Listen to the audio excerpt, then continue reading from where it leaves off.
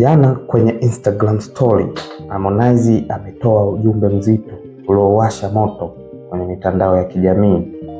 Katika maneno yake, Harmonize alionekana kukelwa na namna jina lake bado linahusishwa na Diamond Platnumz, akisema hilo linapunguza thamani ya mafanikio yake binafsi kama msanii aliyesimama kwa miguu yake mwenyewe.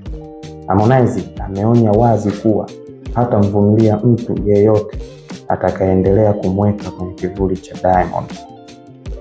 Amedai kwamba licha ya Diamond kumpa nafasi ya kwanza kwenye muziki wakati umezidi kwenda, na sasa anataka kuhukumiwa kwa kazi na mafanikio yake ya sasa, si historia yake ya zamani.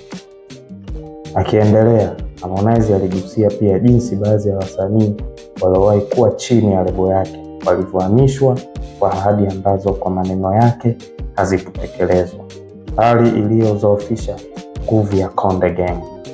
Kwa kauli kali, Harmonize alimalizia akisema, mimi ni samaki mkubwa sasa, sitaki tena jina langu liendelee kushikiliwa kwa historia ya Diamond. Ujumbe huu umewagawa mashabiki, wengine wakimtetea kwa kutaka heshima jitihada zake, na wengine wakikumbusha kwamba historia haiwezi kufutwa.